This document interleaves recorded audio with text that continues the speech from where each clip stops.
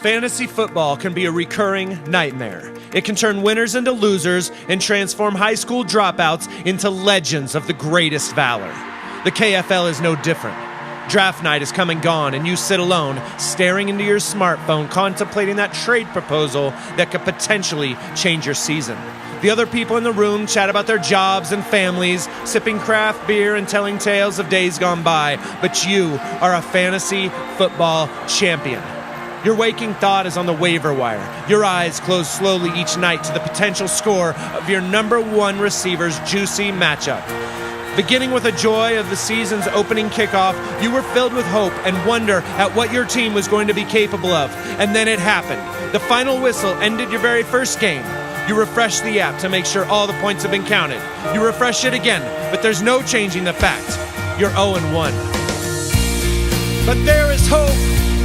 Tomorrow begins a new matchup. And whether you have Tom Brady or Tom Savage, you can make a change.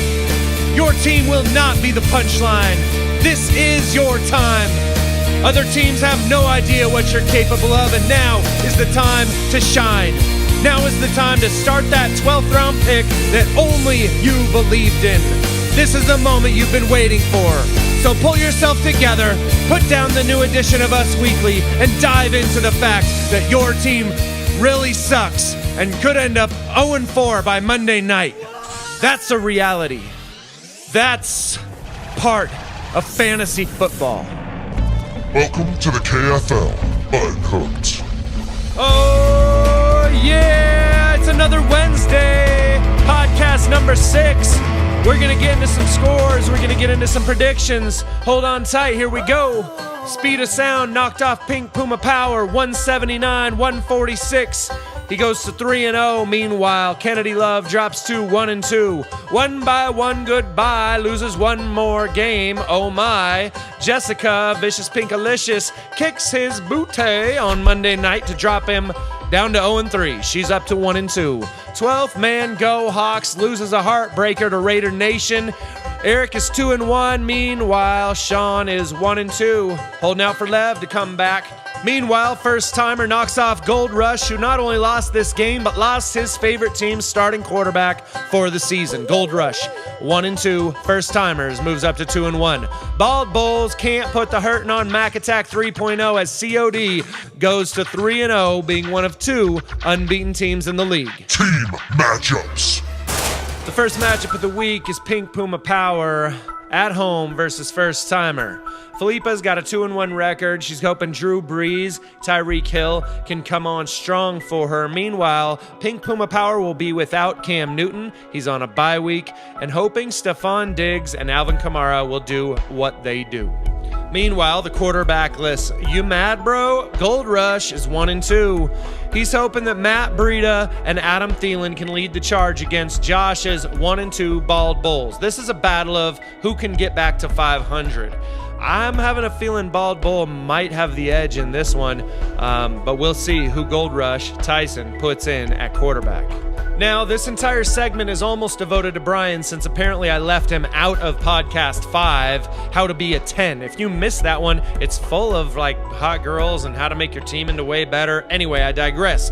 Brian's 0-3. 1-1 goodbye. Probably will change his name back to Calvin Ridley Me This, as he just picked up Ridley in a trade with C.O.D. on Sunday. A lot of action going on this week, and guys, I'm not even joking. I really appreciate that. This year's been fun. I've been enjoying myself. So, Speed of Sound, 3-0, monster team. I'm not even going to tell you the points for and the points against, but it's absurd. Speed of Sound is playing off the rails. I'm sure they'll come back down to earth, so let's not get too excited about 3-0. Meanwhile, AJ Green for Brian has to come back. He has to be healthy, and Greg Olsen, he can't wait to get him back, so he went out and he grabbed Tyler Eifert. Maybe he starts him this week, maybe not. Of course, Devontae Freeman's been banged up since that trade that Brian pulled off, so it hasn't been for lack of effort, even though the entire monologue in the first segment of this podcast it's not all at Brian. He hasn't really just been sitting here watching his team suck. His dudes just haven't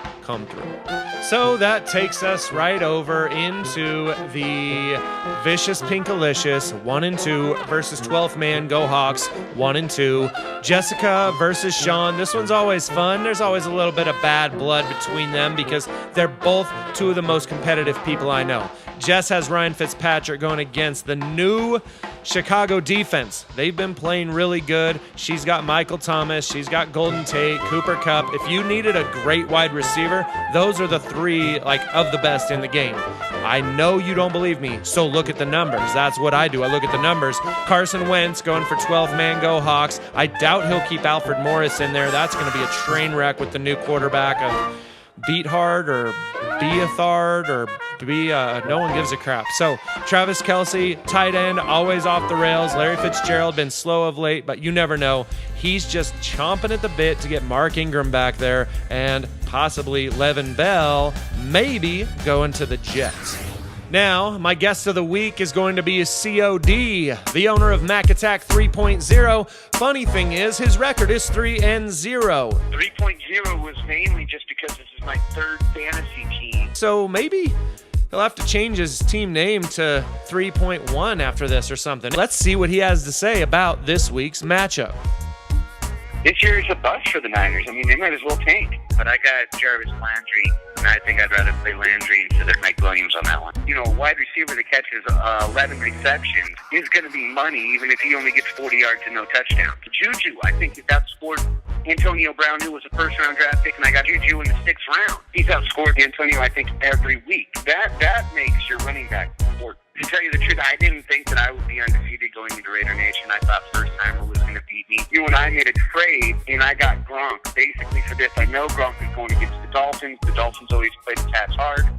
But Gronk is that one that comes up with 5 catches and a touchdown, to win the game. That's what I'm going to need, I think, to beat Raider Nation. I'm too tired right now, man. Check out my show in the seats, 4 to 5, Monday through Friday. 94.9, baby. We have a good time. And Power 94, obviously. We'll get Clint in the seat. Oh, all right. I hope everybody enjoyed this episode. Thank you, C.O.D, for calling in. Remember, he does have that radio show in the seats going on. He just talked about this is going to be the week right here. You have 4 weeks of information. Can you get better? Will you be getting worse? Here we go. This has been KFL Button Hooked.